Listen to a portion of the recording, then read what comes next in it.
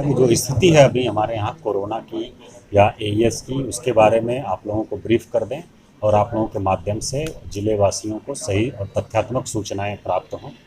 तो अभी तक जो हम लोगों के यहाँ है वो कोरोना का कोई भी पॉजिटिव केस नहीं आया है। जो भी टेस्टिंग हुई है अभी तक वो सब नेगेटिव आया है।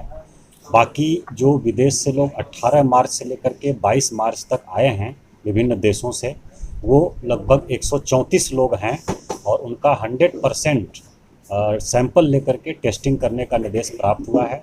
आज हम लोग 22 और 21 मार्च को जो लोग आए थे वैसे लोगों का ट्रैकिंग किए हैं और कुल 42 लोग ऐसे थे जो विदेश से आए थे। उसमें से 25 लोग मुजफ्फरपुर में हैं, बाकी लोग मुजफ्फरपुर से बाहर कहीं अन्य हैं, अन्य स्थलों पर हैं।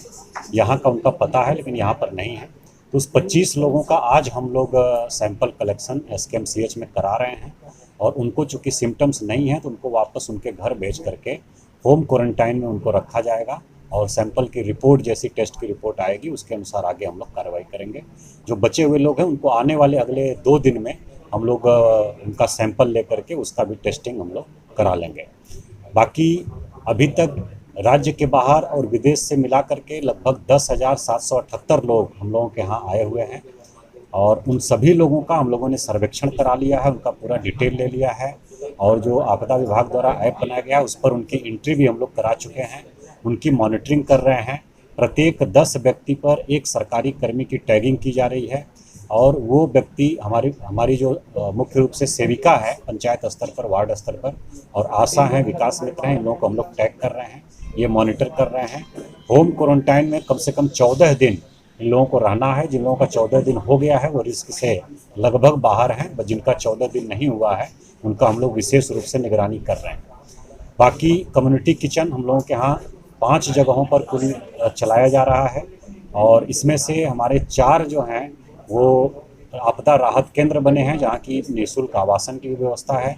अगर बाहर से कोई आए हुए हैं, फंसे हुए हैं लोग तो उन लोगों के लिए, या यहाँ कुछ आश्रय विहीन लोग हैं तो उन लोगों के लिए भी है और उसमें निःशुल्क भोजन और आवासन की सुविधा है, वो निरंतर हम लोगों का चल रहा है, उसको भी हम लोग मॉनिटर कर रहे हैं। एक कंट्रोल रूम हम लोगों का जो है वो पूरी तरह से फंक्शनल है और लगभग 4,000 के आसपास उसमें कॉल अभी तक आए हैं जिस पर कि हम लोग रिस्पॉन्ड किए हैं। उसका सबका रजिस्टर मेंटेन किया जा रहा है और उस पर जहाँ चिकित्सकीय परामर्श की आवश्यकता है तो हमारे सभी प्राथमिक स्वास्थ्य केंद्र में एक पाली में 4 टीम, कुल 3 पाली में 12 टीम बनी हुई है। वो जा कर के गाँव में अब चिकित्सकीय सुविधा भी उपलब्ध करा रही है लोगों को और जो बाहर से आए हैं उनकी भी निगरानी कर रही है।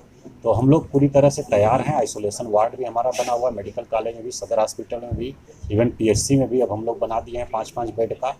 तो हम लोग पूरी तरह से तैयार हैं और हम लोग उम्मीद कर रहे हैं कि कोई पॉजिटिव केस नहीं आएगा और अगर आता है तो उसके लिए हम लोग तैयार हैं, उसके लिए आवश्यक कार्रवाई करेंगे। एक मामला एईएस का हम लोगों के यहाँ प्रतिवेदित हुआ है मेडिकल कॉलेज में, सकरा प्रखंड का, और वो बच्चे की स्थिति थोड़ा नाजुक है, कल से एडमिट है वो वहाँ। बाकी उसका जो हम लोग डिटेल निकाले हैं तो वो 1 दिन पहले बीमार हुआ था और जो गांव के डॉक्टर होते हैं उनसे दवा प्राप्त की गई थी। दवा आधा टैबलेट उसको खाना था लेकिन लापरवाही से या जैसे भी बच्चे ने उसको चॉकलेट समझ करके 4 टैबलेट एक बार में वो खा लिया। उसी के कारण उसकी और स्थिति गंभीर हो गई है और हम लोग प्रयासरत। उसके बाद सुबह वो पीएचसी में आया, पीएचसी में नाजुक स्थिति को देखते हुए मेडिकल कॉलेज में रेफ़र कर दिया गया है। मेडिकल कॉलेज में वो अभी ट्रीटमेंट में है, हम लोग नज़र रखे हुए हैं और लोगों को अवेयर भी कर रहे हैं कि जो कोई भी सिम्टम्स हो तुरंत हमारे यहाँ प्राथमिक स्वास्थ्य केंद्र में आएँ।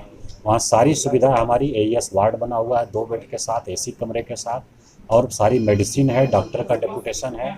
उसमें बच्चे को लेके आएँ, किसी गाड़ी से आएंगे उनको 400 रुपये भी हम लोग देंगे वापस और उसका बच्चे का ट्रीटमेंट करेंगे। ज़रूरी होगा तो वहाँ से हम लोग मेडिकल कॉलेज में लाएंगे, वहाँ ट्रीटमेंट करेंगे। समय इसमें बहुत महत्वपूर्ण है। जब भी लक्षण दिखे कोशिश करें 1 घंटे के अंदर किसी न किसी सरकारी अस्पताल में ज़रूर पहुँच जाएं हमारे, और उसके बाद हम लोग को जो है वो हमारी जिम्मेदारी, हम लोग उस बच्चे का इलाज करेंगे और ठीक करेंगे।